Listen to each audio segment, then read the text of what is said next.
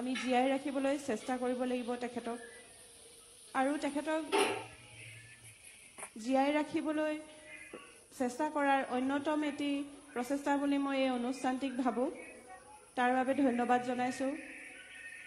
চিৰকৃতজ্ঞ হৈ থাকিম এই অনুষ্ঠানটি আয়োজন কৰাৰ বাবে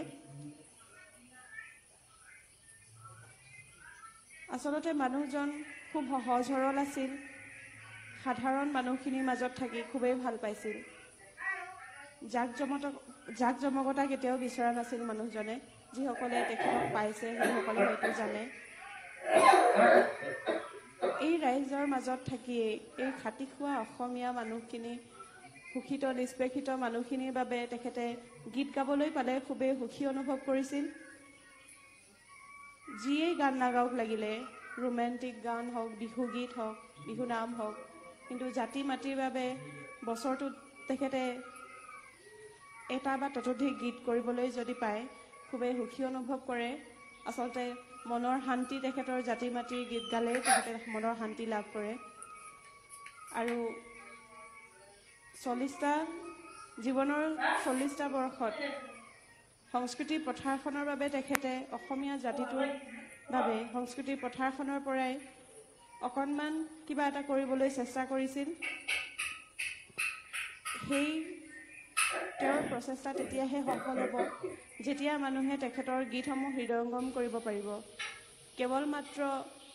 গীতৰ কথাবোৰ মুখস্থ থাকিলেই নহ'ব তেখেতে কিনো ক'ব বিচাৰিছিল এটি গীতৰ মাজেৰে সেই তাৰ সাৰমৰ্ম আচলতে বুজাটো উচিত বুলি মই ভাবোঁ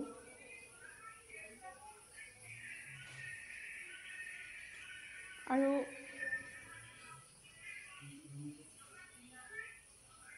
বিহু আহিছে বিহু আহি আছে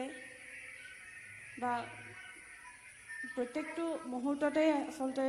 তেখেতৰ উপস্থিতি মই অনুভৱ কৰোঁ আগন্তুক বিহুটোত হয়তো কেনেকুৱা লাগিব সেই অনুভৱ মই বুজাব নোৱাৰিম আৰু ভাইটি বিশ্বজিৎহঁত আছে সৌৰভ দাহঁত আছে তেওঁলোকে গীতৰ যোগেদি মানুহজনলৈ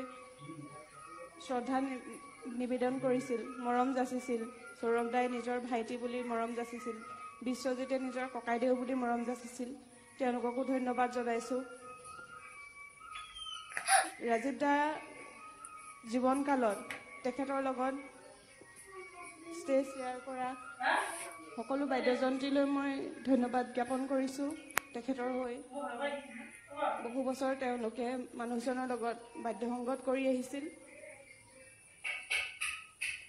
মই কেতিয়াও ভবা নাছিলোঁ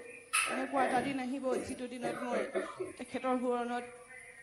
সোঁৱৰণৰ অনুষ্ঠানত এনেকৈ আহিবলৈ পাম বুলি কেতিয়াও ভবা নাছিলোঁ আৰু নিবিচাৰিছিলোঁ আচলতে যি কি নহওক আজি এই অনুষ্ঠানটোত আহিবলৈ পাই ৰাইজক দেখি মোৰ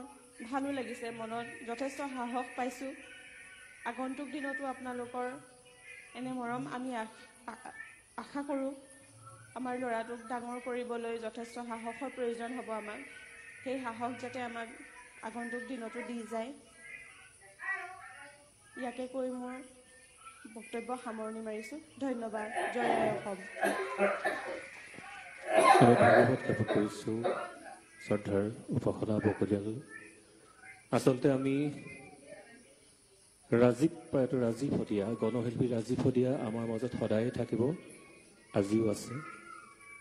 তেখেতে যিবিলাক অৱদান আমালৈ দি থৈ গৈছে চিৰসেউজ সেইবিলাক চিৰসেউজ অৱদান আৰু আমি সকলোৱে গণশিল্পীগৰাকীৰ সন্মান জনাই আগন্তুক দিনত আমি তেখেতৰ সৃষ্টিৰাজিক আগবঢ়াই লৈ যাব লাগিব আৰু তাৰে এটা উদাহৰণ আমাৰ এই অনুষ্ঠান আমি পৰৱৰ্তী পৰ্যায়তো সন্মানীয় গণশিল্পীগৰাকীৰ সোঁৱৰণত আমি অনুষ্ঠান কৰি যাম নৱপ্ৰজন্মক আমি উৎসাহিত কৰি যাম যাতে উপাসনা বকলিয়ালে কোৱা অনুসৰি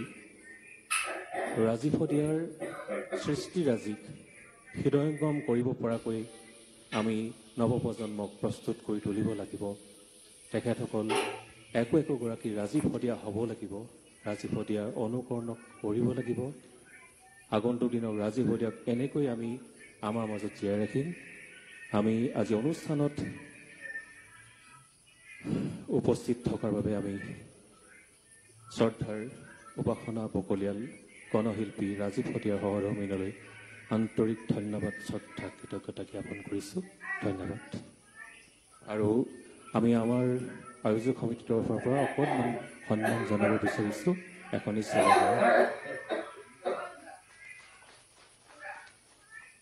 উপাসনা বকলিয়ালক সন্মানেৰে আমাৰ মঞ্চৰ পৰা আসনাধিষ্ঠিত কৰিবলৈ অনুৰোধ জনাইছোঁ। আৰু পৰৱৰ্তী কাৰ্যসূচীলৈ আগবাঢ়ি যাব বিচাৰিছোঁ। আমি প্ৰাৰম্ভিকতে আমাৰ মাজত উপস্থিত ভালেমান সময় হ'ল